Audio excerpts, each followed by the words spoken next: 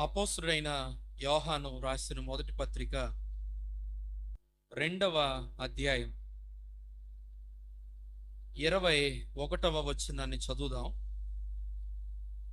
2వ అధ్యాయము 21వ వచనం. మీరు సత్యమెరుగని వారైనందున నేను వ్రాయలేదు గాని మీరు దానిని ఎరిగి ఉన్నందునను ఏ అబద్ధమును సత్య సంబంధమైనది కాదని ఎరిగి ఉన్నందునను మీకు వ్రాయుచున్నాను. ఇంకొక మాట కూడా మనం చదువుదాం. 26వ వచనం కూడా చదవండి.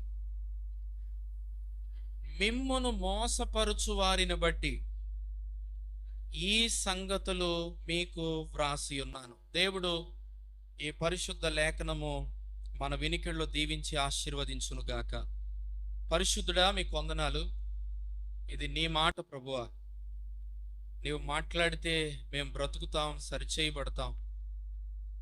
నీ వాక్యమే మమ్మల్ని సర్వ సత్యంలోనికి నడిపించేది. ఆత్మదేవుడా, నీ సహాయమును మాకు దయచేయమని, మా అందరితో మాట్లాడమని యేసు నామములో అడుగుచున్నాము తండ్రి, ఆమేన్. మొదటి యోహాను పత్రికలో నుంచి దేవుడు ఎవరో అనే విషయాన్ని నేను ఆదివారం మీతో పంచుకున్నాను. కిందటి బుధవారం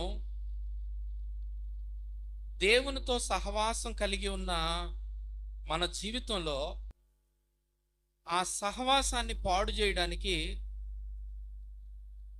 2 ఆయుధాలు మన మీద దాడి చేస్తాయి. ఆ విషయాన్ని మీకు జ్ఞాపకం చేశాను. ఒకటి లోకము, రెండవది అబద్ధ బోధలు. ఈ అబద్ధ బోధల గురించి నేను కొన్ని విషయాలు మీకు జ్ఞాపకం చేసి నేను ముగించాను. ఈ వారం దాన్ని నేను మరీ కొంచెం లోతుగా, యోహాను భక్తుడు అబద్ధ బోధన గురించి ఏమి తెలియజేశాడో విశ్వాసులకు అనే సత్యాన్ని నేను మీకు జ్ఞాపకం చేయాలని ఆశపడుతున్నాను. మనం చదివిన లేఖన భాగంలో చాలా క్లియర్గా యోహాను భక్తుడు పరిశుద్ధాత్మ ప్రేరేపణ చేత చెబుతున్న మాట ఏంటంటే, మీరు సత్యమెరుగని వారైనందున నేను మీకు వ్రాయలేదు. మీకు సత్యం అంటే ఏంటో తెలియదు కనుక మీకు వ్రాయట్లేదు. మీకు తెలుసు ఏది సత్యమో ఏది అసత్యమో. అందుకే చెప్పాను, ఈ పత్రికను విశ్వాసులకు రాశాడు అని. మీకు సత్యము తెలుసు. ఎవరు సత్యం? యోహాను సువార్త 14వ అధ్యాయం 6వ వచనంలో, నేనే మార్గము, నేనే సత్యము, నేనే జీవము అన్నాడు. యేసు క్రీస్తే సత్యం. అంతేకాదు, యోహాను సువార్తలోనే 17వ అధ్యాయం 17వ వచనం చదివామనుకోండి, సత్యమందు వారిని ప్రతిష్ఠ చెయ్యుము, నీ వాక్యమే సత్యము అని రాయబడం.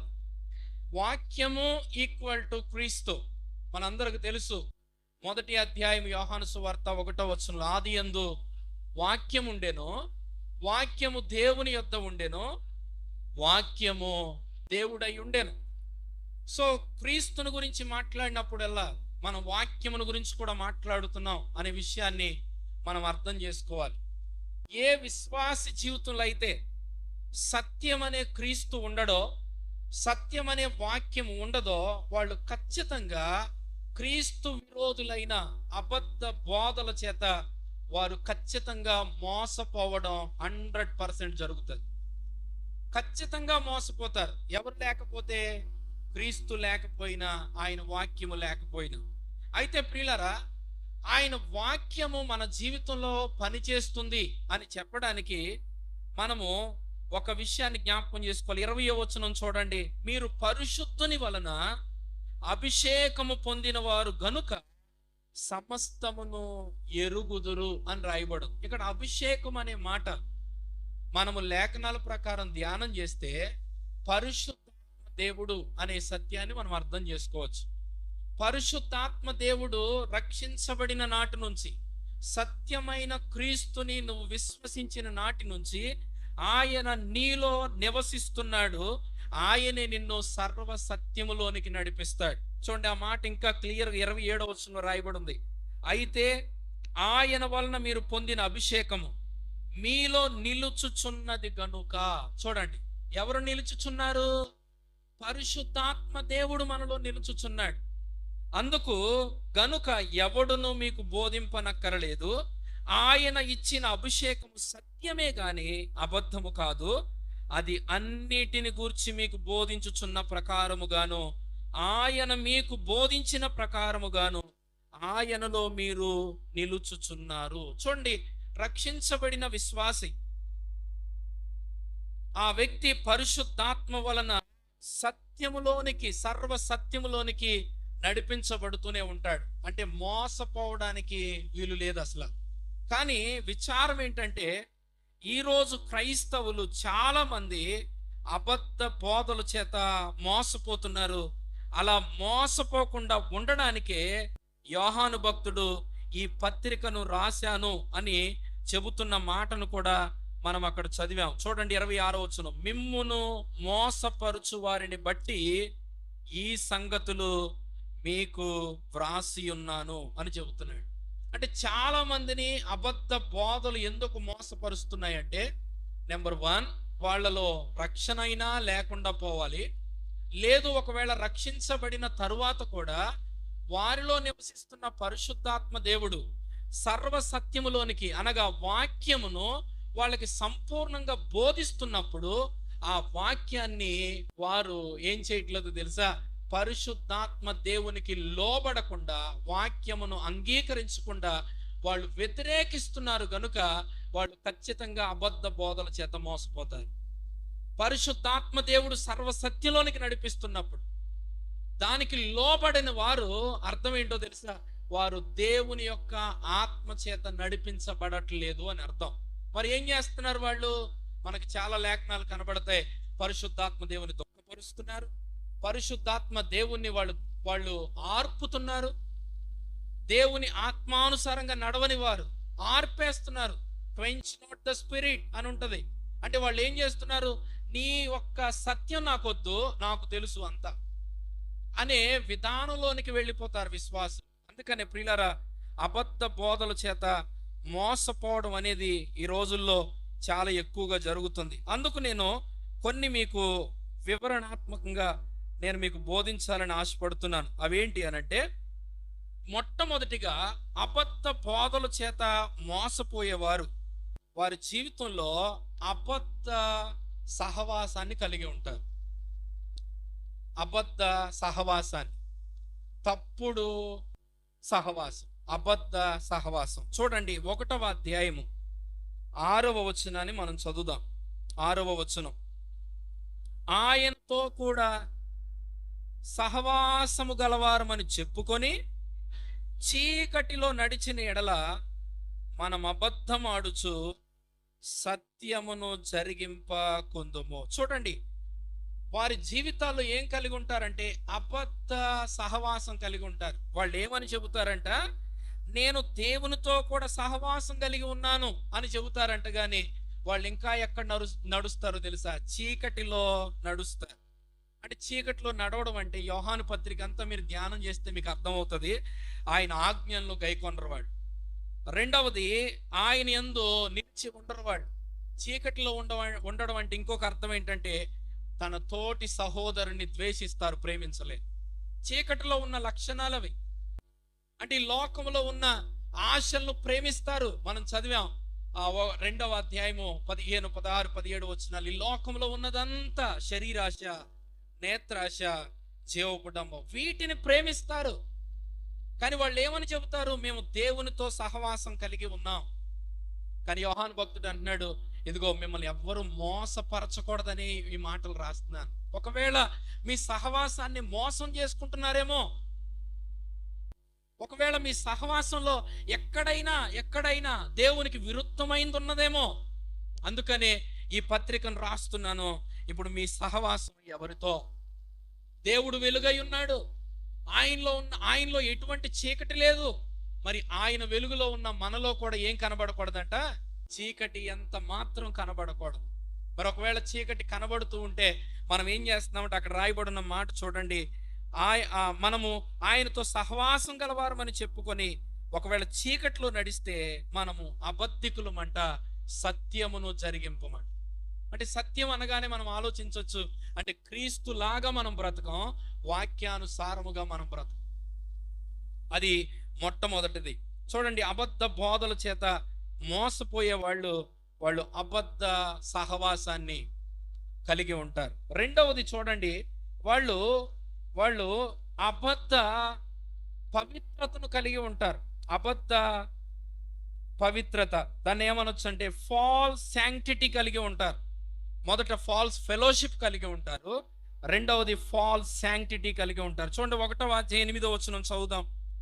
మనము పాపము లేని వారమని చెప్పుకొని ఎడల మనలను మనమే మోసపుచ్చుకొందుము, మరియు మనలో సత్యము ఉండదు. ఏ విశ్వాసి కూడా నాలో ఎటువంటి పాపము లేదు అని చెప్పలేడు. ఎందుకనంటే ఏదొక విషయంలో తనలో ఏం కనబడుతుందో తెలుసా? ఎక్కడో అక్కడ దేవుని ఆజ్ఞకు వ్యతిరేకంగా బ్రతికిన క్షణాలు ఉంటూనే ఉంటాయి. ఏ రోజు కూడా నాకంటే నీతిమంతుడు లేడు అని చెప్పలేడు, నాకంటే గొప్పవాడి భూమి మీద లేడు అని చెప్పలేడు. ఎందుకనంటే నీలో ఏదైనా మంచితనం ఉందంటే అది క్రీస్తు ద్వారానే కలిగింది. నీలో ఏమాత్రమైన ప్రేమ ఉందంటే అది క్రీస్తు ద్వారానే కలిగింది. నీలో ఏమాత్రమైన నీతి ఉందంటే అది ఆయన ద్వారానే కలిగింది తప్ప నీది కాదు అనే విషయాన్ని విశ్వాసి గ్రహిస్తాడు. ఏ విషయంలో కూడా నాకంటే నీతిమంతుడు లేడు ఈ భూమి మీద అనలేడు. ఎందుకంటే మనందరికి తెలుసు, మనము మన క్రియల ద్వారా నీతిని సంపాదించుకోలేదు. మరి ఎలా వచ్చింది నీతి? క్రీస్తు మన పాపములను తీసుకొని ఆయన మనకు ఉచితముగా దేవుని నీతిని ఆపాదించాడు. ఆయన నీతిని మనకిస్తేనే మనం నీతిమంతులుగా తీర్చబడ్డాం. అంతేగాని మనము ఆయన ఆయన ఆయన లేకుండా మనము నీతిమంతులుగా తీర్చబడలేదు. ఆయన ద్వారానే మనకు నీతి కలిగింది. కానీ అబద్ధ బోధల వల్ల చాలా మంది ఏమనుకుంటారో తెలుసా? నాలో పాపము లేదు అని చెప్పుకుంటూ తిరుగుతారు. వాళ్ళు ఏం చేస్తున్నా కూడా వాళ్ళు ఏమనుకుంటారో తెలుసా? మేము చాలా నీతిమంతులమి. అంటే వాళ్ళు చేస్తున్న క్రియలను బట్టో, లేకపోతే వాళ్ళకున్న విధానాలను బట్టో, వాళ్ళు చేస్తున్న కొన్ని పద్ధతులను బట్టో వాళ్ళు అనుకుంటారు, నాకంటే నీతిమంతుడు ఈ భూమి మీద లేడు అనుకుంటాడు. అంటే అబద్ధ బోధల చేత మోసపోయేవాడు ఖచ్చితంగా ఏమని చెప్తాడు తెలుసా? నాలో ఎటువంటి పాపము లేదు అని చెబుతాడు. కానీ నిజమైన విశ్వాసం అయితే ఏం చేస్తాడు తెలుసా? ఎప్పుడు దేవుని సన్నిధికి వచ్చినా, ఎప్పుడు దేవుని వాక్యాన్ని చదువుతున్నా, ఎప్పుడు మోకరించినా తన్ను తాను పరీక్షించుకుని సరి చేసుకోవడానికే చూస్తాడు. ఎప్పుడు మోకరించినా మొట్టమొదటిగా వచ్చే మాట ఏంటో తెలుసా? ప్రభువా, నువ్వు కనికరించకపోతే నాకు నీతి ఎక్కడిది? నువ్వు ప్రేమించకపోతే నాకు రక్షణ ఎక్కడిది? ప్రభువా, ఇది కేవలం నీ కృపే కదా. నన్ను ఇంతగా ప్రేమించి, నన్ను ఇంతగా క్షమించి, నీ బిడ్డగా నన్ను చేర్చుకున్నందుకు నీకు వందనాలని చెప్పకుండా ఉండలేడు. అంతేగాని నేను నీతిమంతుణ్ణి అని చెప్పలేడు. మరి విశ్వాసం ఏం చేస్తాడు? నిజమైన విశ్వాసం అయితే, అబద్ధ బోధ చేత మోసపోని విశ్వాసం అయితే ఏమంటాడో తెలుసా? ఇదిగో ప్రభువా, నేను ఈ విషయంలో పాపినయ్యా అని వెంటనే ఏం చేస్తాడు తెలుసా? 9వ వచనంలో రాయబడి ఉంది, మనము మన పాపములను ఒప్పుకుంటామంట. ఎందుకు తెలుసా? మనకు తెలుసు, మనం ఒప్పుకుంటే ఆయన నమ్మదగిన వాడు, ఆయన నీతిమంతుడు, మన పాపములను క్షమించి సమస్త దుర్నీతి నుండి మనల్ని పవిత్రులుగా చేస్తాడు. ఎక్కడో అక్కడ దుర్నీతి కనబడుతుంది, కానీ వాళ్ళు ఏమనుకుంటారు తెలుసా? అబద్ధ బోధల చేత మోసపోయేవారు వాళ్ళు ఎప్పుడు కూడా నాలో పాపం లేదు అనుకుంటారు. ఈ కేటగిరీలో మనకి ఎవరు కనబడతారో తెలుసా? ఫరిసయ్యులు కనబడతారు. ఫరిసయ్యులు కనబడతారు, మాకంటే నీతిమంతుడు లేడు, మేమే మేమే మేమే అనుకునే బ్యాచ్ కనబడతారు. కానీ మనకు తెలుసు, ఇదిగో ప్రభువా, ఏదో ఒక మూలన నేను ఎక్కడో అక్కడ పాపానికి చోటిస్తున్నాను. మరి విశ్వాసి ఎంతకాలం పాపంలో నిలిచి ఉంటాడు? ప్రియులారా, నేను చెప్పే మాట ఏంటో తెలుసా?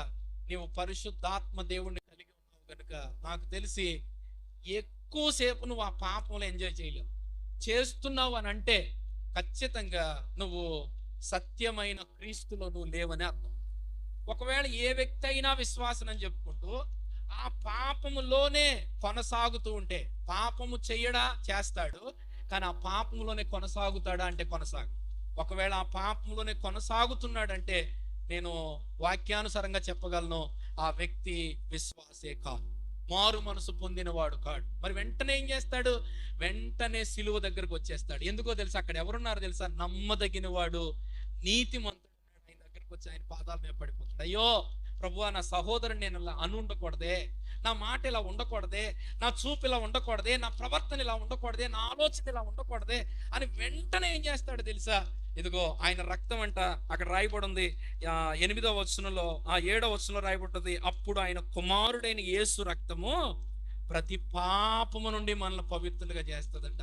ఆ రక్తపు విలువ ఈ విశ్వాసికి తెలుసు గనుక ఆయన నీతిమంతుడని, నమ్మదగిన వాడని, సమస్త దుర్నీతి నుండి నన్ను పవిత్రునిగా చేయగలడని తెలుసు గనుక వెంటనే ఏం చేస్తాడు తెలుసా? ఆయన దగ్గరికి వెళ్ళిపోతాడు. 2వ వచనంలో అయితే రాయబడి ఉంటది, ఆయనంట మన ఉత్తరవాదంట, మనకున్నాడు తండ్రి యొద్ద, మన పాపములకు ప్రాయశ్చిత్తమై ఉన్నాడు, శాంతికరమై ఉన్నాడని కింద వచనాల్లో రాయబడి ఉంటది.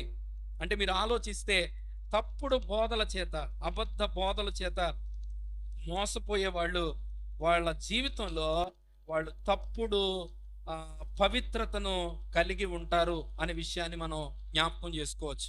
3వది చూడండి, వాళ్ళు తప్పుడు నీతిని కలిగి ఉంటారు. ఇంగ్లీష్లో ఫాల్స్ రైచియస్నెస్ ని కలిగి ఉంటారు, తప్పుడు నీతిని కలిగి ఉంటారు. 1వ అధ్యాయము 10వ వచనాన్ని మనం చదువుదాం. 1వ అధ్యాయము 10వ వచనం, మనము పాపము చేయలేదని చెప్పుకొని ఎడల ఆయనను అబద్ధికునుగా చేయువారు మగుదుము, మరియు ఆయన వాక్యము మనలో ఉండదు. ఇక్కడ పాపము ప్లస్ నీతిని గురించి మాట్లాడుతున్నాడు. ఈ రెండింటి మధ్య వ్యత్యాసం గురించి మాట్లాడుతున్నాడు. అంటే చాలా మంది ఏమంటారు? మనము పాపము చేయలేదని చెప్పుకుంటారంట, నేను ఏం చేసినా రైటే అనుకుంటారనమాట. అందుకు మనం ఆలోచిస్తే వారి జీవితంలో వాళ్ళు దేవుణ్ణే అబద్ధికునిగా చేస్తారంట. అంటే ఇప్పుడు ఏమని చెప్తున్నారు? అయ్యా నేను మంచోడే, నువ్వే అబద్ధికుడు, నేను అన్నిట్లో రైట్ గానే ఉన్నాను, కానీ నువ్వు అబద్ధం, నీలో రైట్ లేదు, నీవు అసలు నీతిమంతుడు కాదు. నీవు ఎందుకో వాళ్ళు ఏం చెప్పుకున్నారు? నేను చేసేదల్లా రైటే అనుకున్నారు. కానీ దేవుని దృష్టిలో వాడు చేసే నీతి క్రియలు ఎలాంటివో తెలుసా? మురికి గుడ్డలు లాంటివి. వాడి ప్రవర్తన దేవునికి నచ్చనిదే, వాడి యొక్క జీవిత విధానం దేవుడికి నచ్చదు. కానీ వీడు అనుకుంటాడు నాకంటే నీతిమంతుడు లేడు. అక్కడేమో నేను పవిత్రుణ్ణి అనుకుంటాడు, అన్ని విషయాల్లో పాపం లేదనుకుంటాడు. ఇక్కడ అనుకుంటాడు నేను నీతిమంతుడిని, నాలో ఎటువంటి వంకరతనము లేదు అనుకుంటాడు. అందుకనే 2వ అధ్యాయము చూడండి, 29వ వచనంలో ఒక మాట అంటాడు, ఆయన నీతిమంతుడని మీరు ఎరిగి ఉన్న ఎడల నీతిని జరిగించు ప్రతివాడును ఆయన మూలముగా పుట్టి ఉన్నాడు. అంటే విశ్వాసి, సత్యమైన బోధలో వెతుకుతున్న ప్రతి విశ్వాసి ఏం చేస్తాడో తెలుసా? నీతిగా బ్రతకడానికి ప్రతి ప్రయత్నం చేస్తాడు. మనం ఒక స్కూల్లో అడ్మిషన్ కోసం వెళ్ళినప్పుడు అక్కడ ఒకవేళ మనకు దొరకకపోతే ఇంకో స్కూల్కి వెళతాం, లేదా మార్కెట్కి వెళ్ళి మనం అనుకున్న వెజిటేబుల్స్ లేకపోతే మనం అనుకున్న వస్తువు అక్కడ దొరకకపోతే ఇంకొక చోటకి వెళతాం. అంటే మనకి కావలసిన దాన్ని పొందుకోవడానికి ప్రయత్నం చేస్తామో మనము నీతిని జరిగించడానికి కూడా మన జీవితంలో ప్రతి ప్రయత్నం చేస్తామో వాడే నిజమైన విశ్వాసం. లేదంటే అబద్ధ బోధల చేత మోసపోతున్నవాడే అనుకుంటాడంట నేను నీతిమంతుడే, నేను పాపం చేయలేదు అనుకుంటాడు. సో అది 3వ లక్షణం. ఒకటి సహవాసంలో అబద్ధం ఉంటుంది, 2వది పవిత్రతలో అబద్ధం ఉంటుంది, 3వది వాడి నీతిలో కూడా అబద్ధం ఉంటుంది. అబద్ధ బోధల చేత మోసపోయే వాళ్ళు 4వ లక్షణాన్ని కూడా కలిగి ఉంటారు. అదేంటిదంటే 2వ అధ్యాయం 4వ వచనం చూడండి. 2వ అధ్యాయం 4వ వచనం, ఆయనను ఎరిగి ఉన్నానని చెప్పుకుంటూ ఆయన ఆజ్ఞలను గైకొనని వాడు అబద్ధికుడు, వానిలో సత్యము లేదు. అంటే అబద్ధ మిత్రత్వం కలిగి ఉంటాడు. అంటే ఆయనతో దాన్ని ఏమంటామంటే ఎలిగెన్స్ అంటాం కదా, అంటే కలిసి ఉన్నాను అనుకుంటాడంట, ఆయనతోనే ఉన్నాను. సహవాసం ఫెలోషిప్ వేరు.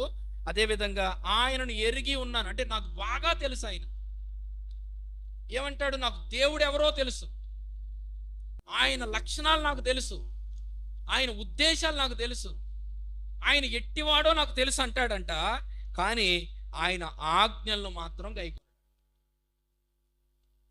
ఇలాంటి క్రైస్తవ్యం ఈ రోజుల్లో చాలా కనబడుతుంది. ఎస్, మీకు ప్రభువు తెలుసు అండి, తెలుసు. ఆయన్ని నమ్ముతున్నారా? నమ్మామండి. బాప్తిసం తీసుకున్నారా? తీసుకున్నామండి. క్రమంగా చర్చికి వెళ్తారా? వెళ్తామండి. కానీ వారి యొక్క రోజువారి జీవితంలో ఆయన ఆజ్ఞలను గైకొనకుండానే బ్రతుకుతారు. నేను ఎరిగి ఉన్నాను అని చెబితే, నిజంగా ఆయన నాకు తెలుసు అనుకోండి, నేను ఎలా బ్రతుకుతానో తెలుసా? ఆ కింద వచనాల్లో చెప్తాడు చూడండి, 6వ వచనంలో కింద మూడవ లైన్లో, ఆయన ఎలాగూ నడుచుకొనెనో అలాగే తానును నడుచుకొన బద్ధుడై ఉన్నాడు. చూడండి, ఆయన ఎరిగాను అనుకో, నేను ఎలా నడుచుకుంటానంట? ఆయన ఎలా నడుచుకున్నాడో అలాగే నడుచు. కానీ అబద్ధ బోధకులకు ఏంటో తెలుసా? ఎవరైతే అబద్ధాన్ని బోధిస్తున్నారో వాళ్ళ ప్రకారం నడుస్తారు. వాళ్ళు ఏం చెప్తే అది చేస్తారు. కానీ క్రీస్తుని పోలి మాత్రం వాళ్ళు నడవరు. ఆయన ఎలాగూ నడుచుకున్నాడో అలాగే నడుచుకుంటారు. అంటే వాళ్ళ యొక్క ఎరిగి ఉన్నాను అని చెబుతున్నది అబద్ధం. అది 4వ విషయం. 5వ విషయాన్ని కూడా మీకు తెలియజేస్తాను చూడండి. వాళ్ళు తప్పుడు లేదా అబద్ధ ప్రవర్తన కలిగి ఉంటారు. 2వ అధ్యాయం 6వ వచనం చదవండి. 2వ అధ్యాయం 6వ వచనం, ఆయన వాక్యము ఎవడు గైకొనునో వానిలో దేవుని ప్రేమ నిజముగా పరిపూర్ణమాయెను, ఆయన యందు నిలిచి ఉన్నవాడునని చెప్పుకొనువాడు ఆయన ఎలాగు నడుచుకొనునో అలాగే తానును నడుచుకొన బద్ధుడై ఉన్నాడు. మనం ఆయన ఎందున్నామని దీని వలన తెలుసుకొనుచున్నాము. వారి ప్రవర్తనలో క్రీస్తు కనబడతాడు. ఆయన ఎరిగి ఉన్నానని చెబుతాడు, కానీ వాడి జీవితంలో ఎక్కడ ఆయన ఎరిగి ఉన్నట్టు కనబడ్డు. చూడండి, ఆ మాట చదువుదాం. కొరింథీయులకు రాసిన 2వ పత్రిక, కొరింథీయులకు రాసిన 2వ పత్రిక 13వ అధ్యాయం 5వ వచనం చూడండి. మీరు విశ్వాసం గలవారై ఉన్నారో లేదో మిమ్మును మీరే శోధించుకొని చూచుకొనుడి, మిమ్మును మీరే పరీక్షించు చూసుకొనుడి. మీరు భ్రష్టులు కాని ఎడల యేసుక్రీస్తు మీలో ఉన్నాడని మిమ్మును గూర్చి మీరే ఎరుగరా? చూడండి, మిమ్మును మీరు పరీక్షించుకుంటే మీకు అర్థమవుతుంది కదా, అసలు మీలో ఉన్నాడా ఆయన లేడా? మీరు నిజంగా ఆయన ఎరిగారా లేదా? మిమ్మును మీరు పరీక్షించి చూసుకుంటారు కదా. అంటే యోహాను భక్తుడు చూడండి, అప్పటికి అబద్ధ బోధలు విస్తరించాయని మీకు చెప్పాను. అబద్ధ బోధ ఏం చేస్తుందో తెలుసా? అసలు శరీరధారిగా వచ్చిన క్రీస్తు దేవుడే కాడని బోధిస్తున్నాడు. గ్నోస్టిసిజం, ఎవ్రీ మెటీరియల్ ఈజ్ ఈవిల్ అని బోధిస్తున్నారు. ఏదైతే ఒక వస్తువుగా ఉందో అది దుష్ట సంబంధమైంది అని బోధిస్తున్నారు ఆ రోజుల్లో. దేవుడైతే ఆత్మ అయిన ఉన్నాడు కదా, ఆత్మ ఉన్నవాడు మాత్రమే దేవుడు. కానీ ఏదైనా మెటీరియల్ గా ఉందా అది ఖచ్చితంగా దుష్ట సంబంధమైంది అనే బోధ వచ్చింది ఆ రోజుల్లో. గ్నోస్టిసిజం అంటారు. Every matter is evil, every material is evil. దేవుడు ఆత్మ ఉన్నాడు, మరి ఈయనేమో క్రీస్తేమో తల్లి మరియ గర్భమున పుట్టాడు, శరీరధారిగా ఉన్నాడు, మనలో ఒకడుగా ఉన్నాడు. మరి ఆయన ఎలా దేవుడు అవుతాడు? ఆయన వల్ల నీతి ఎలా కలుగుతుంది? ఆయన వల్ల రక్షణ ఎలా కలుగుతుంది అనే అబద్ధ బోధ, వ్యతిరేకంగా దేవుని సువార్తకు బోధించే బోధ ఆ రోజుల్లో ఉంది. అందుకనే వారు ఏం చేస్తారు తెలుసా? తప్పుడు ప్రవర్తన కలిగే ఉంటారు. ఆయన ఎలాగూ నడుచుకున్నాడో అలా నడుచుకోవడం మానేశారు. ఇంకో మాట కూడా చెప్తాడు చూడండి, యోహాను పత్రికలోనే మొదటి పత్రిక 4వ అధ్యాయము 17వ వచనం చదవండి. 4వ అధ్యాయం 17వ వచనం, తీర్పు దినమందు మనకు ధైర్యము కలుగునట్లు దీని వలన ప్రేమ మనలో పరిపూర్ణము చేయబడి ఉన్నది. ఏలయనగా ఆయన ఎట్టివాడై ఉన్నాడో మనము కూడా ఈ లోకములో అట్టివారమై ఉన్నాము. చూడండి, ఆయన ఎట్టివాడై ఉన్నాడో మనము కూడా ఈ లోకములో అట్టివారముగా ఉండాలి అనే విషయాన్ని జ్ఞాపకం చేస్తున్నాడు. 2వ అధ్యాయము 9వ వచనాన్ని చూడండి. ఇంకొక మాటను మనం నేర్చుకుందాం.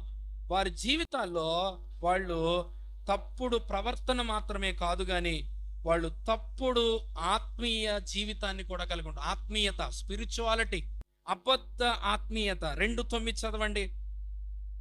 వెలుగులో ఉన్నానని చెప్పుకొనుచు తన సహోదరుని ద్వేషించువాడు ఇప్పటి వరకును చీకటిలోనే ఉన్నాడు.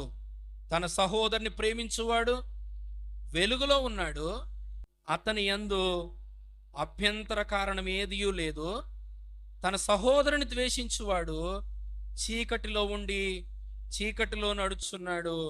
చీకటి అతని కనులకు గుడ్డితనము కలుగు చేసిన గనుక తానెక్కడికి పోవుచున్నాడో అతనికి తెలియదు. చూసారా, అంటే ప్రేమించలేడు. వాడి యొక్క ఆత్మీయ జీవితం ఎక్కడ తెలిసిపోద్దో తెలుసా? వాడి తోటి సహోదరుడితో ఎలా ఉంటున్నాడో అదే చెప్పేస్తుంది. నిజంగా ఆత్మీయంగా ఎదుగుతున్నాడో లేదు, నిజంగా వాడి ఆత్మీయ జీవితంలో ఏ స్థితిలో ఉన్నాడో మనకు అక్కడే అర్థమైపోద్ది అనే విషయాన్ని మనం ఇక్కడ చాలా జాగ్రత్తగా గమనించవచ్చు. అంటే అబద్ధ బోధ ఏం చేస్తుందంటే నిన్ను నీవు ప్రేమించుకునేవాడిగా చేస్తాడు. అందుకే చూడండి, అబద్ధ బోధను వెంబడించే వాళ్ళు ఎప్పుడు ఏమనుకుంటారో తెలుసా? నేను దీవించబడాలి, నా బిడ్డలు దీవించబడాలి, నేను కారు కొనుక్కున్నానా ఇంకో కారు కొనుక్కోవాలి, ఇల్లు కట్టుకున్నానా ఇంకో ఇల్లు కట్టుకోవాలి. అంటే అబద్ధ బోధలో వాళ్ళ జీవితం అంతా ఎలా ఉంటుందో తెలుసా? సెల్ఫిష్నెస్గా ఉంటుంది. ఎప్పుడు సెల్ఫ్ గురించే. వాళ్ళు ఏం చేయనివ్వండి, ఎంత భక్తి చేసినా నేను ఇచ్చాను, నేను దీవెని పొందాను, నేను అది చేశాను, నాకు దీవెని వచ్చింది. ఎప్పుడు వారి వారి ఆత్మీయ జీవితం అంతా దేని మీద ఆధారపడి ఉంటుందో తెలుసా? తన తోటి వారి మీద ఆధారపడి ఉండదు. కానీ క్రొత్త నిబంధనలో మీరు చూస్తే ఒక విశ్వాసికి ఎన్ని ఆజ్ఞలు ఉన్నాయో ఏంటో తెలుసా? నిన్ను వలే, నిన్ను వలే, నిన్ను వలే, నిన్ను వలే, నిన్ను వలే, ఒకనితో ఒకడు, ఇతరులతో, నీ తోటి వారితో అనే ఆజ్ఞలు చాలా సమృద్ధిగా ఉన్నాయి మాకు. కానీ ఇవి బోధించరు అబద్ధ బోధకులు. ఏమంటారు తెలుసా? నీ ఆత్మీయ జీవితం అంతా ఎక్కడ ఆధారపడి ఉందో తెలుసా? నీ మీదే ఆధారపడి, నువ్వే దానికి సెంటర్. ఇంకా నీ తోటోడు ఎవరిని పట్టించుకోవద్దు. అందుకే వాళ్ళు చెప్పే సాక్ష్యాలు కానీ వాళ్ళ బోధలు కానీ ఎలా ఉంటాయో తెలుసా? వాళ్ళు ఏమంటారు తెలుసా? మేము బాగా బ్రతికాం కాబట్టి మాకు ఈ దీవెన వచ్చింది. మరి వాడు కష్టాల్లో ఉన్నాడు అంటే దేవుడు అనుమతిస్తే వాడికి కష్టాలు రాలేదా? రాలేదు. మాలాగా వాడు ఇవ్వడు గనుక, మాలాగా వాడు చెయ్యడు గనుక, మాలాగా వాడు బ్రతకడు గనుక. ఎప్పుడు చూడండి సెల్ఫ్ సెల్ఫ్ సెల్ఫ్. అబద్ధ బోధల చేత అలా ఆత్మీయ జీవితంలో మోసపోయే వాళ్ళు ఎంతమంది. కిందటి బుధవారం కూడా మీకు జ్ఞాపకం చేశాను. 3 రకాలైన ఆత్మీయ జీవితాల గురించి చెప్పాడు. వాళ్ళని చిన్నపిల్లలారా అని పిలిచాడు, యవనస్తులారా అని పిలిచాడు, తండ్రులారా అని పిలిచాడు. మరి మన ఆత్మీయ జీవితంలో ఇంకా చిన్న పిల్లలుగానే ఉన్నామా? అయితే యవనస్తులం అవుదాం. ఒకవేళ యవనస్తులంగానే ఉన్నామా? తండ్రుల్లాగా మారతాం. అంటే మన ఆత్మీయ జీవితం ఎక్కడ వేసిన గొంగలి అక్కడే ఉన్నట్టుగా ఉండకూడదు. మరి ఎలా ఉండాలి? 30 దంతులుగాను, 60 దంతులుగాను, 100 అంతులుగాను. ఒక విశ్వాసం అంటే అబద్ధ బోధను పసిగట్టగలగాలి. కానీ ఈ రోజు ఏంటో తెలుసా? నేను కిందటి వారం కూడా జ్ఞాపకం చేశాను. దూరపు కొండలు నునుపుగా ఉన్నాయి గనుక దూరంగా ఉన్నవాడి బోధలు మనకి బాగా నచ్చుతాయి. వాళ్ళ వ్యక్తిగత జీవితం మనకు తెలియదు. వాళ్ళు ఏం విశ్వసిస్తారో, వాళ్ళు ఎలా వెంబడిస్తారో, ఎలా నడుస్తారో, ఏం తింటారో, ఎక్కడ ఉంటారో, వాళ్ళ లైఫ్ స్టైల్ ఏంటో మనకు అనవసరం. వాళ్ళ థియాలజీ మనకు అనవసరం, వాళ్ళ ఉద్దేశాలు మనకు అనవసరం. కానీ మనం ఏం చేస్తాం తెలుసా? దూరంగా ఉన్నారు, వాళ్ళ ప్రవర్తన మనకు నచ్చుతుంది. దగ్గరుంటే తెలుస్తుంది వాళ్ళ మాట ఎలా ఉంటుందో, వాళ్ళు ఏం చేస్తున్నారు, వాళ్ళకి ఇచ్చే కానుకలు ఏమవుతుందో నీకు తెలుసా? కానీ నీ సంఘంలో ఇచ్చే కానుక ఏమవుతుందో నీకు తెలుసు. ఇక్కడ బోధించే బోధకుడు వాళ్ళ యొక్క లైఫ్ స్టైల్ ఏంటో, వాళ్ళ జీవిత విధానం ఏంటో మీ ముందు వాళ్ళు జీవిస్తున్నారు మీకు తెలుసు. కానీ దూరంగా ఉన్నవాడు సూటు బూటు అన్నీ వేసుకుంటాడు, మనకి టిప్ టాప్ మంట కనబడతాడు. మనకు అనవసరం. వాడు మాత్రమే గ్రేట్. వాడు పాడే పాట నచ్చుతుంది, వాడు చెప్పే రీల్స్ నచ్చుతాయి, ఏదైనా నచ్చుతాయి. కానీ సత్యాన్ని బోధిస్తున్న మన కళ్ళ ముందు కనబడుతున్న బోధ మనకి ఎప్పుడు నచ్చదు. ఇంట్లో కూర నచ్చదంట, వీధిలో కూరలు నచ్చుతాయంట. వీధిలో కూరలు నచ్చుతాయి, అబద్ధం నచ్చుతుంది, సత్యం నచ్చదు. ప్రియులారా, ఒక్కసారి ఆలోచించండి.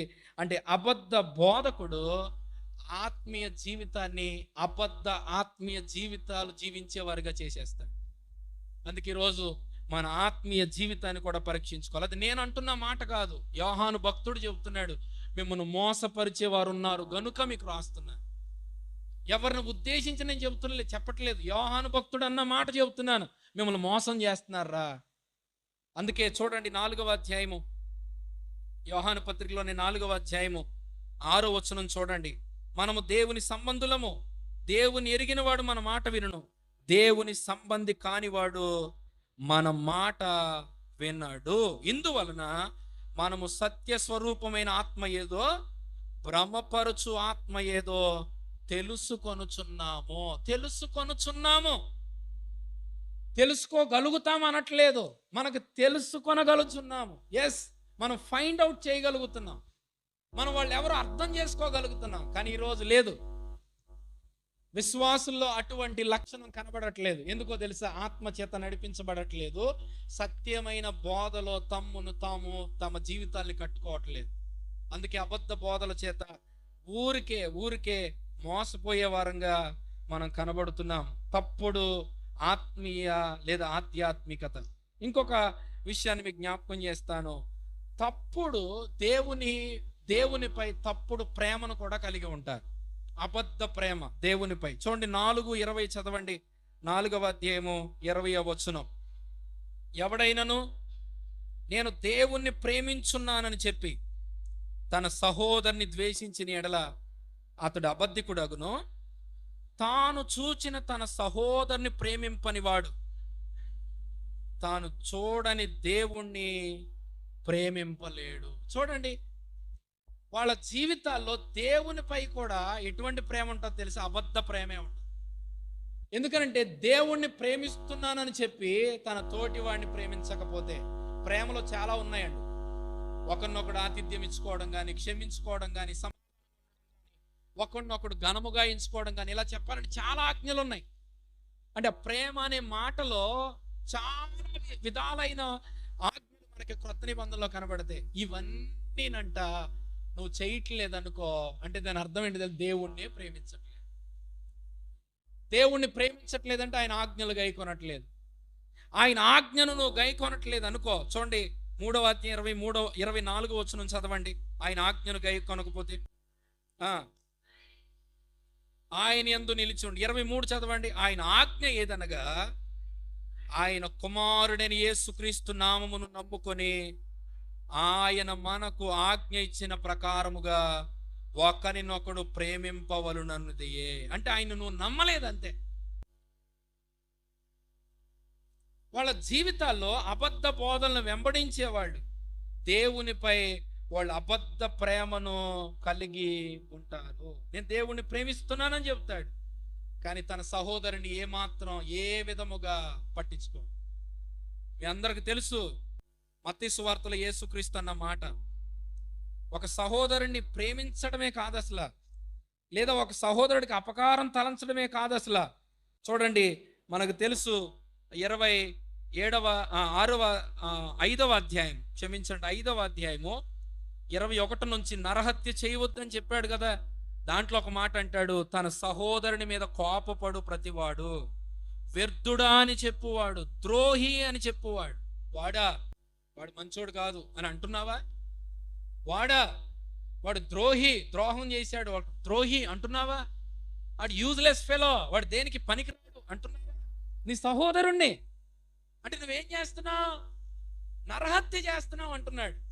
కానీ ఈ రోజుల్లో ఒకసారి ఆలోచించండి, సహోదరుని ద్వేషిస్తూనే నేను దేవుని సన్నిధికి వచ్చి ఆరాధన చేస్తున్నానా? సహోదరుని ద్వేషిస్తూనే పాటలు పాడుతున్నానా? సహోదరుని గురించి వేరే విధంగా మాట్లాడుతూనే ఒక వ్యక్తి లేని చోట ఇంకొక సహోదరుడితో ఈ లేని వ్యక్తి గురించి నేను మాట్లాడుతున్నానా? జాగ్రత్త. అంటే మీరు ఆలోచించండి, ఒరే బాబు, నువ్వు దేవుణ్ణి ప్రేమిస్తున్నానని చెబుతున్నావా? అయితే నీ సహోదరుని కూడా ప్రేమిస్తా. ఎలా ప్రేమిస్తావంట? చూడండి, 1 యోహాను పత్రికలోనే ఒక మాట చెప్తాడు. నీ ప్రేమ ఎలా ఉంటదంటే 3వ అధ్యాయానికి రండి. 3వ అధ్యాయము 18వ వచనం చదవండి. చిన్నపిల్లలారా, మాటతోనూ నాలుకతోనూ కాక క్రియతోనూ సత్యముతోనూ ప్రేమింతుము, ఇందువలన మనము సత్య సంబంధులమని ఎరుగుదుము. దేవుడు మన హృదయముల కంటే అధికుడై సమస్తమును ఎరిగి ఉన్నాడు గనుక మన హృదయము ఏ విషయములలో మన యందు దోషారోపణ చేయునో ఆయా విషయములలో ఆయన ఎదుట మన హృదయములను సమ్మతిపరుచుకుంది. ఈ మాట మీరు మర్చిపోద్దు, అండర్లైన్ చేసుకోండి. దేవుడు మన హృదయముల కంటే అధికుడై ఉన్నాడు. God knows everything. మీ హృదయం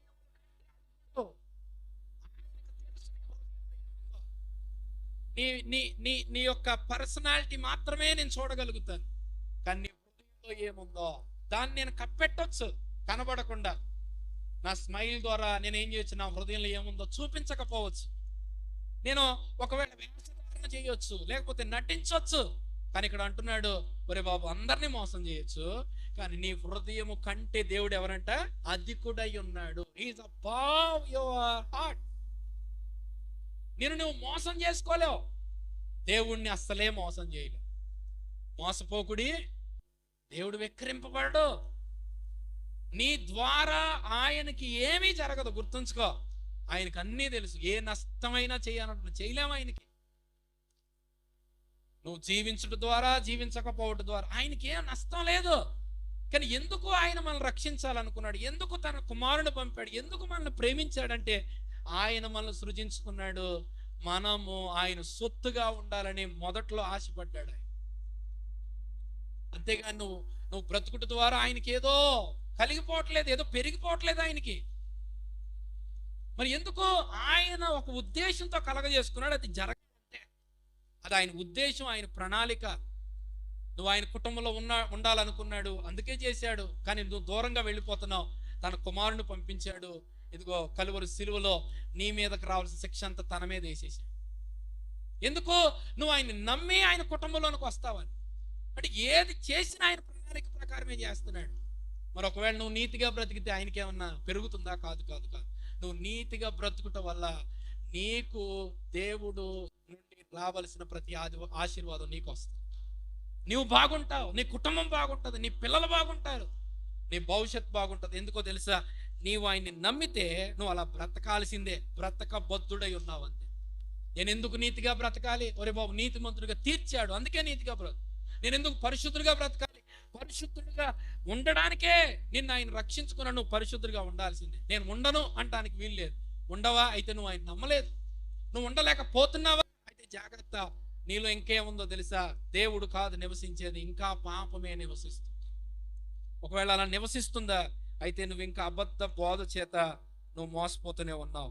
వాళ్ళ జీవితాల్లో వాళ్ళు తప్పుడు ఫెలోషిప్ కలిగి ఉంటారు, అబద్ధ పవిత్రతను కలిగి ఉంటారు, అబద్ధ నీతిని కలిగి ఉంటారు, అబద్ధ మిత్రత్వాన్ని కలిగి ఉంటారు, అబద్ధ ప్రవర్తనను, అబద్ధ ఆత్మీయతను, దేవునిపై తప్పుడు ప్రేమను కలిగి ఉంటారు.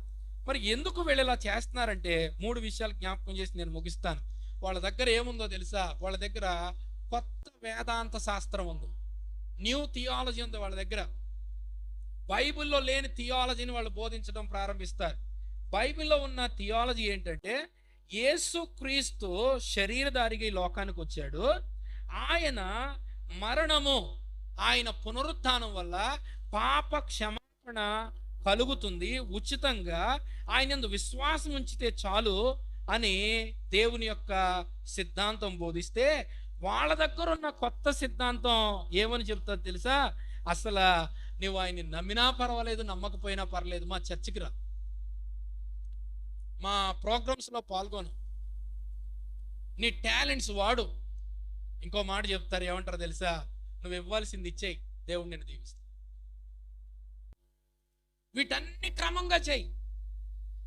నువ్వు ఇదిగో దేవుడు తన్ను తాను తగ్గించుకుని రిక్తునిగా చేసుకుని ఆ సిలువ మరణం పొందాడే, ఆయన విశ్వాసించకపోయినా పర్లేదు. ఏమంటారో తెలుసా? God loves you, he never send you to hell. నిన్ను ప్రేమిస్తున్నాడు ఆయన, ఆ ప్రేమ చేత నిన్ను ఏ మాత్రం నరకానికి పంపడు. చివరిలో ఏమడ్డొస్తుంది తెలుసా? ఆయనకి నిన్ను నరకానికి పంపకుండా ఆయన ప్రేమ అడ్డొచ్చేస్తుంది. అందుకే నిన్ను ఎక్కడికి పంపుతాడు? పరలోకానికే పంపు.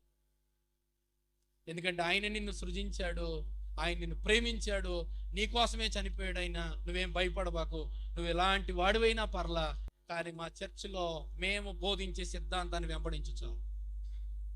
వాళ్ళ దగ్గర న్యూ థియాలజీ ఉంది. ఈ థియాలజీ వాళ్ళ బ్రతుకుల్ని ఏం చేస్తా తెలుసా? ఒకని నడత, ఒకని ప్రవర్తన వాడి దృష్టికి యథార్థముగా కనబడుతుందంట, తుదకు అది నాశనానికి, మరణానికి నడిపిస్తుంది.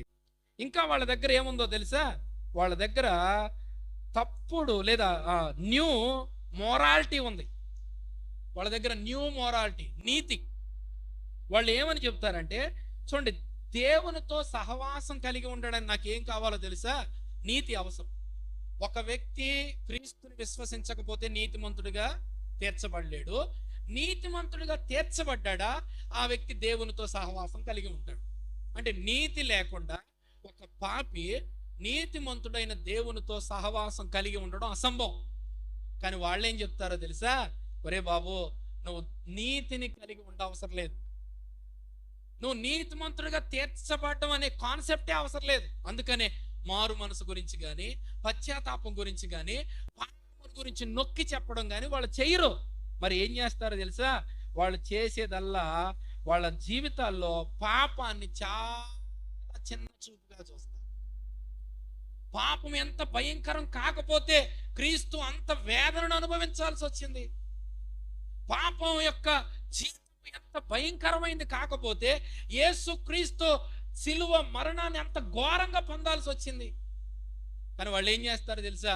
వాళ్ళు ఖచ్చితంగా పాపము యొక్క ఆ యొక్క పర్యవస్థానాన్ని చాలా తగ్గింపు చెబుతారు. మరి ఏం చెప్తారు ఎల్లప్పుడు? గాడ్ ఈజ్ గుడ్, దేవుడు మంచివాడు, గాడ్ లవ్స్ యూ, దేవుడు నేను ప్రేమిస్తున్నాడు, గాడ్ విల్ బ్లెస్ యూ. ఎప్పుడు ఇదే. అందుకనే వాళ్ళ ప్రసంగాలు ఎప్పుడు ఏముంటుంది తెలుసా? దేవుడు దీవిస్తాడు అనే ప్రసంగం తప్ప ఇంకేది బోధ. అదే వాళ్ళ యొక్క గురి. అందుకని ఏమవుతారో తెలుసా? జనాలు నిండుతారు. అదే ఈరోజు బ్లెస్సింగ్ గురించి చెప్తే సంఘంలో ఎంతమందిగా చాలా మంది ఉంటారు. మన సంఘం కాదులేడు, సంఖ్య పెరిగిపోతే. ఎందుకు? అక్కడ పాపమును గురించి, నీతిని గురించి ఒప్పింపజేసే పరిశుద్ధాత్ముని యొక్క సత్యమైన బోధన వాళ్ళు బోధించరు. వాళ్ళ దగ్గర న్యూ థియాలజీ ఉంది, వాళ్ళ దగ్గర న్యూ మొరాలిటీ ఉంది. ఇంకోటి ఏముందో తెలుసా? వాళ్ళ దగ్గర న్యూ స్పిరిచువాలిటీ ఉంది. వాళ్ళ దగ్గర క్రొత్త ఆత్మీయ జీవితం ఉంది. ఏంటి ఆ కొత్త ఆత్మీయ జీవితం అంటే, దేవుడు ప్రేమై ఉన్నాడు, అయితే నీవు నీ తోటి వాడిని ప్రేమించకపోయినా పర్వాలేదు, నువ్వు దేవుణ్ణి ప్రేమిస్తున్నావు కదా, అందుకే నేను బ్లెస్ చేస్తున్నాడు. అందుకే వాళ్ళు ఎప్పుడు చూడండి పక్కోళ్ళని పట్టించుకోరు, వాళ్ళకి అనవసరం. ఒకవేళ పక్కోళ్ళని చూసినా ఇందాక చెప్పినట్టుగా మేము బాగున్నాం కనుక, మేము చేస్తున్నాం కనుక మాకు ఇలా జరిగింది, వాళ్ళు చేయట్లేదు కనుక వాళ్ళకి జరగట్లేదు. ఈరోజు ఒకసారి ఆలోచిద్దాం. భక్తుడు అంటున్నాడు, మరి మీరు పరిశుద్ధుని వలన అభిషేకం పొందారు కదా, మీకు సమస్తము తెలుసు కదా.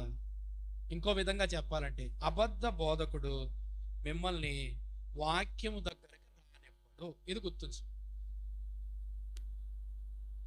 వాక్యము దగ్గరికి ఏమాత్రం మిమ్మల్ని రాని, మిమ్మల్ని ఎప్పుడు వాక్యానికి దూరంగానే ఉంచుతాడు. అందుకే వాక్యాన్ని చదవండి అని కానీ, వాక్యాన్ని ధ్యానించండి అని కానీ, లేదా వాక్యాన్ని మీకు వివరించి చెప్పడం కానీ ఇవేమి చేయడు. అందుకే ఒక మాట ఉపయోగిస్తాడు. ఏమంటాడు తెలుసా? దేవుడు రాత్రి చెప్పాడు ఈ మాట చెప్పమని అంటాడు. అంటే రాత్రే చెప్పాడు ఈ మాట చెప్పమని. ఇప్పుడు వెంటనే ఆడు కూర్చున్న వాళ్ళు, అమ్మో దేవుడు చెప్పాడంటే ఈ మాట చెప్పమని. మరి మన పాస్టర్ గారికి చూడు, ఆ వచనం బోధిస్తాడు, మళ్ళీ వెళతాడు, మళ్ళీ ఆ వచనం నుంచి కంటిన్యూ చేస్తాడు. ఇది మనకు నచ్చదు. మరేంటి? ఇదిగో దేవుడు నాతో చెప్పాడు అని అన్నాడా, ఇంకంతే, పడిపోయామంతే అక్కడే. దేవుడు ఈ మాట నీతో చెప్పమన్నాడు అన్నామా, పడిపోయామంతే అక్కడే. ప్రియులారా, లేదు. ఒకసారి మన జీవితాన్ని మీరు ఆయన్ని ఎరిగి ఉన్నారు కనుక, మీరు ఆయన మూలముగా పుట్టినవారు కనుక, ఇదిగో మనము త్రియేక దేవునితో సహవాసం కలిగి ఉన్నాం. ఈ సహవాసాన్ని పాడు చేయడానికి క్రీస్తు విరోధులు చాలా మంది బయలుదేరారు. మనము వాళ్ళ చేత మోసపోవడానికి వీలు లేదు. వాళ్ళు ఎలా ఉంటారో తెలుసా? వాళ్ళు నీతి పరిచారకులుగానే కనబడతారంట, కానీ వాళ్ళు ఎలాంటి వాళ్ళో తెలుసా? అబద్ధ పరిచారకులు. వాళ్ళు అపోస్తులుగానే కనబడతారంట, కానీ వాళ్ళు ఎవరో తెలుసా? ముసుగు వేసుకున్న అబద్ధ బోధకులు. వాళ్ళు గొర్రెల్లాగానే కనబడతారంట, వాళ్ళు ఎవరో తెలుసా? వాళ్ళు గొర్రె చర్మము కప్పుకున్న తోడేళ్ళు. వాళ్ళు మిమ్మల్ని ప్రేమిస్తున్నట్టుగానే కనబడతారు, కానీ మిమ్మల్ని ద్వేషించి నరకానికి తీసుకెళ్ళిపోవడానికి వాళ్ళు వాళ్ళతో పాటు మిమ్మల్ని కూడా తీసుకెళ్ళిపోతారు. ఒకసారి ఆలోచించండి. మనకి దేవుడు మంచి వాక్యాలను బోధించే సేవకులను ఇచ్చారు. నిజంగా ఈరోజు మేము వెళ్ళి దేవుని వాక్యాల్ని సత్యముగా ప్రకటించగలుగుతున్నామంటే మాకు ఇక్కడ వేయబడిన పునాదే, మేము ఇక్కడ నేర్చుకున్న వాక్యాలే. కానీ చాలా మంది ఏమవుతున్నారు తెలుసా? ఈ వాక్యం మాకు సరిపోవట్లేదు, మరి ఎక్కడికి వెళ్ళిపోదాం? అబద్ధ బోధలు. ఎందుకో తెలుసా? అక్కడ ఆకర్షణ ఉంటుంది, అక్కడ గద్దింపు ఉండదు, అక్కడ నీతితో సంబంధం లేదు. మరి ఏముంది? నీ లైఫ్ స్టైల్ నువ్వు బ్రతుకు, కానీ మేము చెప్పినట్టుగా నువ్వు చేస్తే చాలు. అలా అయితే వాళ్ళందరూ ఎవరో తెలుసా? అబద్ధ బోధన వెంబడిస్తూ అబద్ధముగా వాళ్ళు బ్రతుకుతూ వాళ్ళ జీవితాల ద్వారా దేవుడు లేకుండా నరకానికే వెళ్ళిపోతారు. కానీ వాళ్ళందరూ ఏమనుకుంటారు తెలుసా? మేము విశ్వాసులమే, దేవునితో సంబంధం కలిగి ఉన్నాం అనుకుంటారు. కానీ చివరిగా ఏంటో తెలుసా? వీళ్ళందరినీ ఒక రోజు ఆయన అంటాడంట, నీ నామమున మేము ఇది చేయలేదా, అది చేయలేదా అంటే అంటాడంట ఆయన, మీరెవరో నేను ఎరుగను, అక్రమము చేయవర్లారా నా యొద్ద నుండి తొలగిపోండి. ప్రభువా, లేదు లేదు లేదు, నువ్వు ప్రభు అన్నావు కానీ నీకు ప్రభు వేరు, నేను కాదు నీ ప్రభువుని. నాతో సహవాసం అన్నావు కానీ నీ సహవాసం వేరు, నా మీదే ప్రేమ అన్నావు కానీ నీ ప్రేమ వేరు. ప్రియులారా, మనము ఈ అబద్ధ బోధల చేత మోసపోకుండా మనలో ఉన్న పరిశుద్ధాత్మ దేవుడు సత్యమైన బోధన మనకు బోధిస్తుండగా దాన్ని వెంబడిస్తూ ఆయన రాజ్యమునకు మనం సిద్ధపడదాం. అట్టి కృప దేవుడు మనందరికీ దయచేయునుగాక.